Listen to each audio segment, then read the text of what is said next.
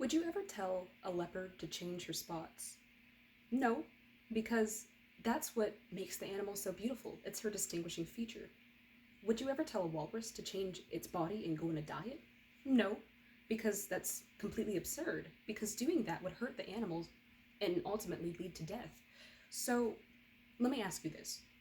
In our society, why do we feel like it's justified to tell young children who are just coming into themselves and developing their own sense of personal identity that something about them is inherently flawed? Why do we feel that it's perfectly justified to tell anybody that the way they dress, or the way they speak, or their color, or their hair inherently makes them inherently bad?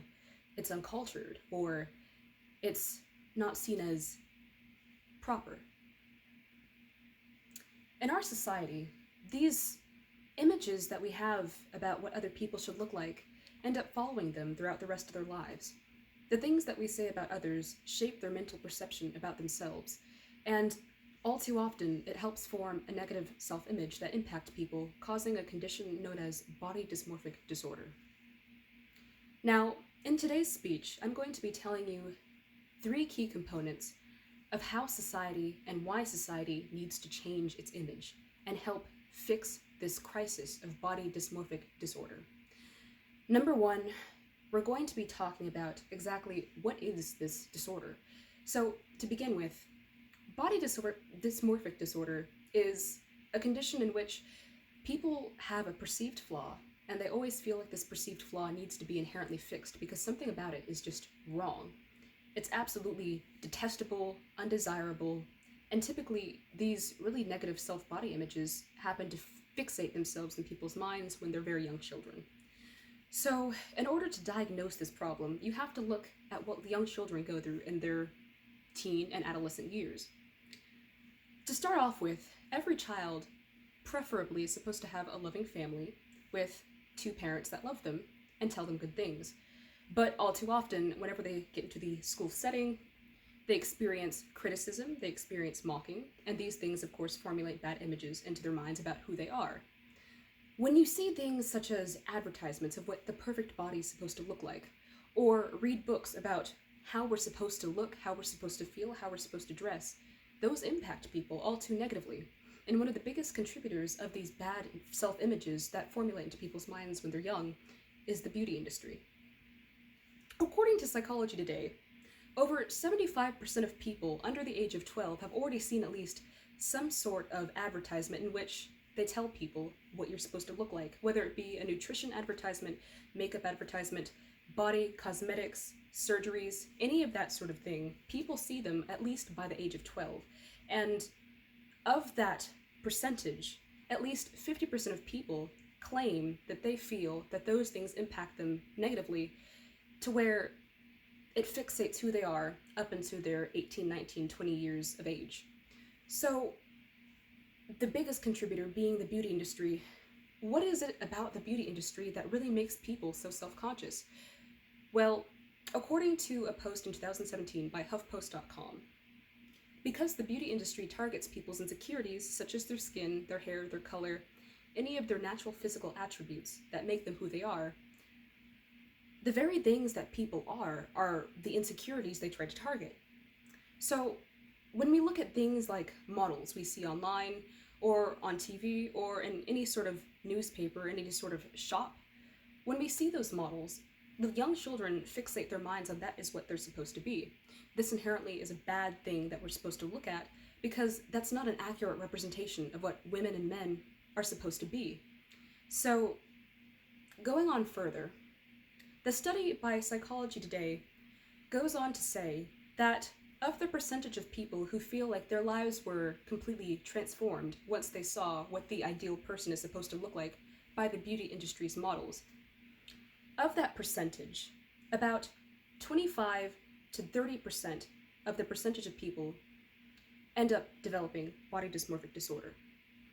Why is this? Because, as I said earlier, the beauty industry targets people's insecurities, and those insecurities follow them into their adolescent adult lives.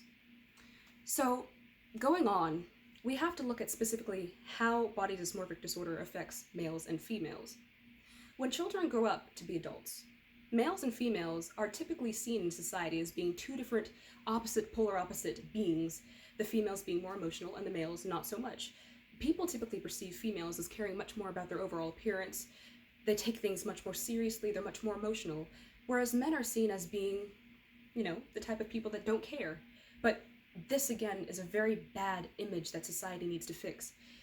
Now, going on, a 2018 statement by the Washington Post stated that men and women are equally as hurt by the false images that they see in the media. So why is it that people feel like men aren't as hurt or affected by body dysmorphia as women are? The reason is because women are more likely to open up and talk about their problems than men are. So if we're going to fix this body dysmorphic disorder crisis, we have to be able to touch on both of the genders equally and see how we can fix both of their problems. To start with women. As we all know, women are more open, they're more acceptant to talking about their feelings, and according to CNN's statistics, on average, women are 72% more likely to seek professional help and therapy to help correct their body dysmorphic disorder to where they can live normal, functional lives. This is a problem because we already know that men and women are equally affected by this mental condition. So why aren't men going to help? Well, it's simply because they're too ashamed. Society tells men that they're not supposed to show their emotions, and this is inherently a very bad thing because if you're going to seek help, you have to actually make the steps towards finding it. So, although the majority of women don't mind talking about their problems to get help, if we're going to help both men and women to cure their body dysmorphic disorder, we have to realize that men are the ones who need to be advocated for. Society needs to change its image on what makes a man more masculine and why it's inherently bad to talk about your issues. So, the first step in changing body dysmorphic disorder is being sure that we have a safe space for men and women to be able to talk about their problems openly, and not trying to shun them or shame them for wanting to fix the problem they know they have. And moving on, the second thing we need to fix in order to have a more inclusive society is to realize that people's inherently perceived flaws are not really flaws at all. The things that make people original, their hair, their color, their mannerisms, are just part of what makes people so diverse. Imagine a society in which we couldn't accept the differences that everybody entails. Thousands of American women would be crying over the fact that they're too fat, or they're too skinny, they're too tall, they're too short. Thousands of American men would feel that they're unlovable just because they're not tall enough, they're not strong enough. But these perceived flaws are what we need to fix because there's nothing wrong with your personal appearance. So, with self-acceptance comes the struggles of really understanding why we're valued as people. If we're going to be acceptant and changing this body dysmorphic disorder, we have to have an open, safe space for people to realize that there are no flaws. Because just like the cheetah and just like the walrus, their individual characteristics that differentiate them from the animal kingdom are what make them so unique. We have to accept society's differences because all the different parts and aspects of society make America whole. Now, self-acceptance, of course, is a very difficult topic to touch on. According to another post by Psychology Today in 2019, on average, the average American citizen, over 50% of the population, does not believe that they are okay. They're not happy with their physical attributes. They feel like something inherently must be changed. And this is the very ideology that we have to do away with.